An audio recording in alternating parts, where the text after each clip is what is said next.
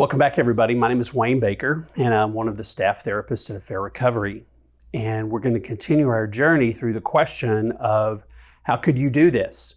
And we're using Albert Bandura's moral reasoning theory as a backdrop. So one of the things is that it's very obvious to all of you that secrecy plays a huge role when we violate our commitments, our core values, and our morals.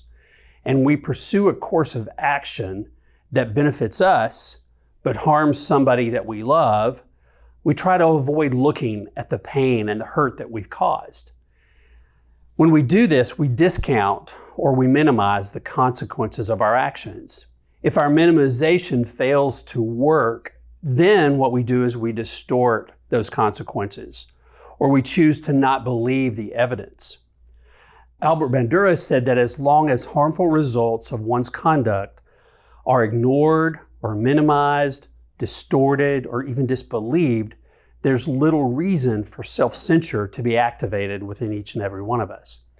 It's easy to harm others when the potential of their suffering isn't visible or even thought about. Remember the Milgram study that we talked about? This happened in the 1960s. We talked about this in week 1. The people that were doing the experiment couldn't see the harm that they thought that they were inflicting on someone, so it was much easier. It takes a strong sense of commitment to stay the course of truly believing that you're never going to get caught. On the other hand, when people have to witness the distress and the pain and the hurt that they've caused and are made aware of the high cost of their actions, these people will tend to turn around and act according to their beliefs and their core values. This is also where we need to commit with discipline and focus to the investment of our time and the effort only into relationships and projects and visions that are firmly rooted in our true identity, in our integrity. That which is not rooted in our integrity's got to be released. Or what we do is we begin to feel like we're trying to fill a bucket full of holes, and the water is flowing out of that bucket faster than we can pour it in. Without integrity, our energy leaks out and drains and eventually depletes us. And if you've been unfaithful, you know exactly what I'm talking about. We can play that game and work really hard and faster, but sooner or later, you're going to be depleted. You know what I'm talking about if you've been in those shoes before. We're also living in an age of minimization. Today's world requires integrity more than like any other age before us, because many of the mechanisms of accountability have vanished in this past decade or so. Many of you will remember that you used to go down to the corner store and see pornography on the shelves or behind the counter. And the odds of being seen viewing those magazines came at such a high risk of exposure. The risk of being shamed or disappointing or hurting even someone you loved served as an inhibitor to many that were tempted. It's not so easy to violate what you profess to believe if you run the risk of becoming fodder for gossip or for the rumor mill and destroying those that you love. Today, minimizing the severity of betrayal is easier than ever. The internet, texting, and what feels like an endless sea of apps and websites promoting discreet affairs creates this illusion that it's all just this game of escape. If it isn't something that seems like a big deal because it meant nothing to you, then why should it be such a big deal to your spouse? To the unfaithful spouse using such minimization, the level of grief and the disappointment and the rage displayed by the rage will seem way over the top and even confusing.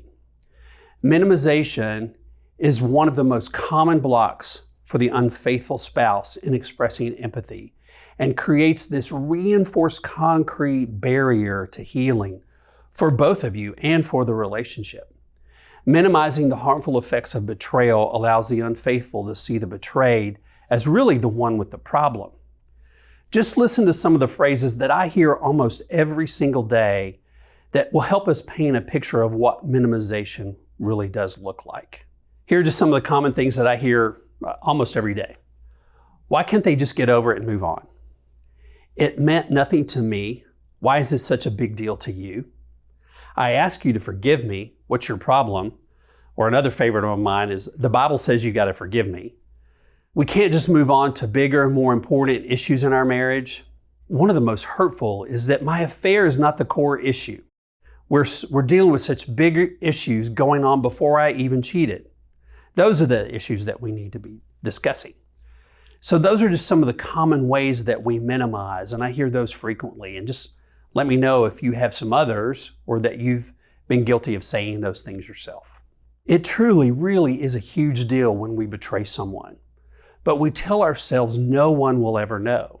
And when we do that, we're minimizing the cost of betrayal. And it allows the suspension of our morals and creates this path for us to do things we would never dream we do. Remember again the Milgram study. We've all got the potential to be unfaithful in a multitude of ways. As the unfaithful spouse, have the integrity to examine your beliefs about betrayal and what inside of you got you there. If from your perspective it doesn't seem like that big a deal, then you're already distorting the consequences, both for you and for your spouse and for the relationship, and placing yourself and your relationship at risk. One of my favorite yoga teachers says that how you do one thing is how you do everything. And if you have a tendency to minimize your behavior here, take a look and see where you might be minimizing or cutting corners elsewhere in your life. Now, the last thing I want to do is come across as preachy, but I think that when we take the time to really examine our life and suspend judgment and self-criticism and simply just be curious about our actions and our thoughts, our emotion, I think that's where we truly begin to grow. The commitments that we make are really a big deal. And as many of you know from personal experience, the impact of infidelity is extreme. Integrity stays true to commitments, especially when no one is watching. If you believe that the statement to be true, but you're someone who violates their beliefs, then you need to explore what rationalizations are at the core, what rationalizations you're using to violate your beliefs. And speaking of commitments, Shirley Glass, in her book, Not Just Friends, quotes a client. And she says that on a good day, when things are going well, I'm committed to my wife. On a day when things are just okay, I'm committed to my marriage. And on a day when things aren't going great, I satisfy myself by being committed to my commitments. And I think that's a really awesome way to begin to look at this, especially in the aftermath of infidelity, is for a season, just be committed to your commitment. And that's a great way, a great grounding tool to help you as you work through the processes and the steps ahead. I hope that we'll all take the time to discover for ourselves what it is we're truly committed to, and then remain true to those commitments. If you're an unfaithful spouse and looking for a safe place, a proven place, to recalibrate your recovery efforts, I invite you to join the Hope for Healing course. It's not only a safe place, it's the very place that you'll find compassion, direction, community, and expert care for even the toughest of situations. This can be a really long and lonely road. You don't have to do this alone. I want you to know that we are here to help you.